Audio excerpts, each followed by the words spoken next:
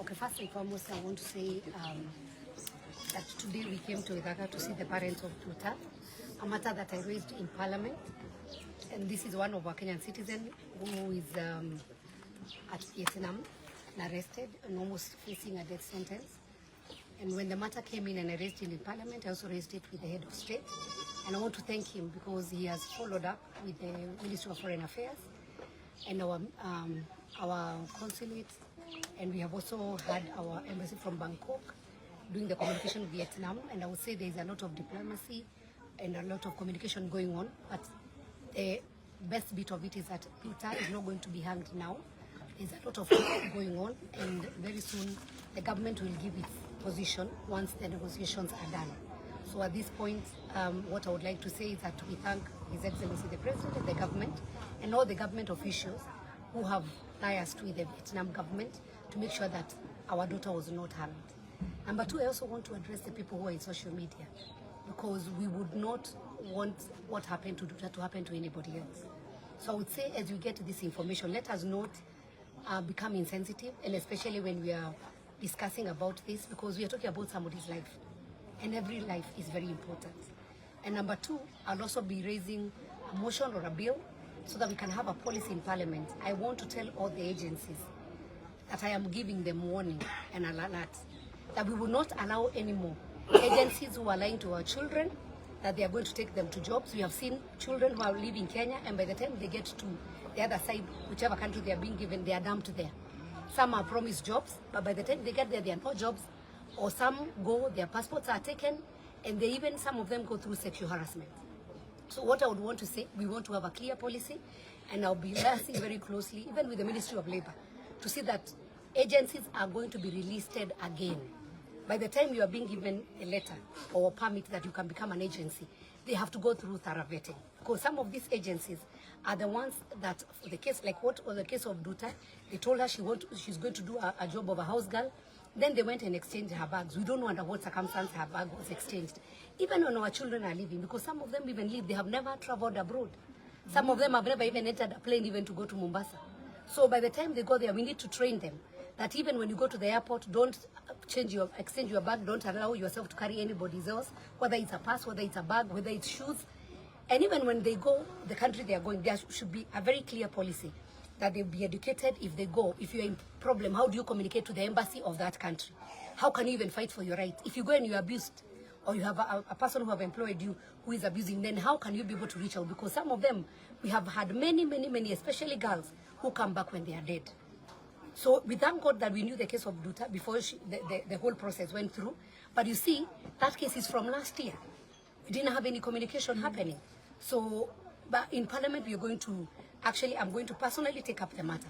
And I also raise the matter with the President, that we must vet the agencies that are recruiting our children, promising them greener pastures, but when they go the other side, they suffer, they run away from them. There's an issue you spoke about. It is very good to bring Nduta to Kenya so that we can also get to know who are these other people who are involved in this. Yes, what I've said is that when Nduta went to the other side, to Vietnam, she didn't have a lawyer to speak on her behalf. She didn't have even means of communication. So even when she was taken to court, she was not represented. What would say is that the government to do the best so that they can have somebody to represent her. And if possible, because this is diplomacy, we would pray, our prayer is that Nduta can be brought back to Kenya, because we want to know which is this agency. Who are these people who took Nduta with the bus from Nairobi, Huruma, to Ethiopia?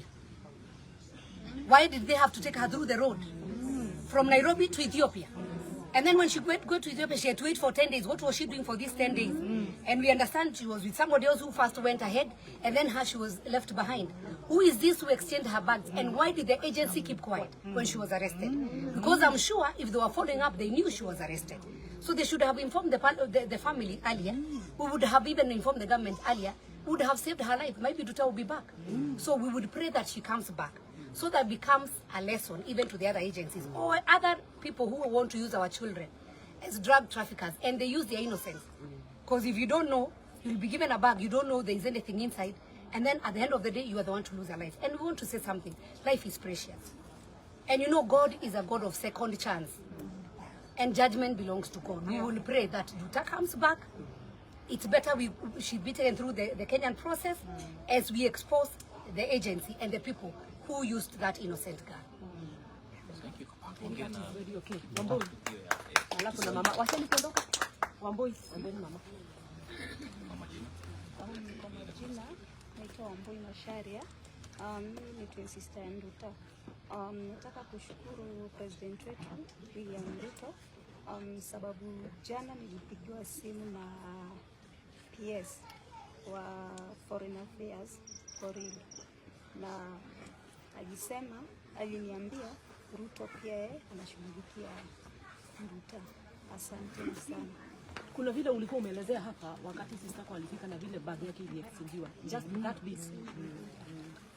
Jaribu. That bit alone. Please, jaribu.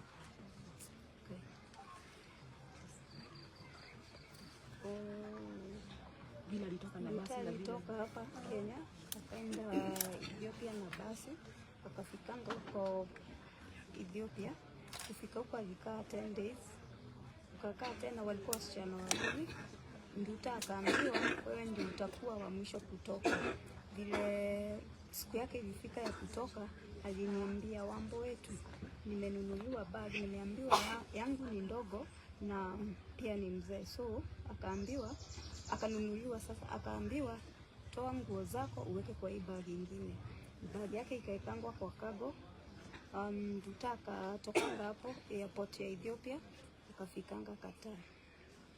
Kufika Qatar, akaniambia na kichwa.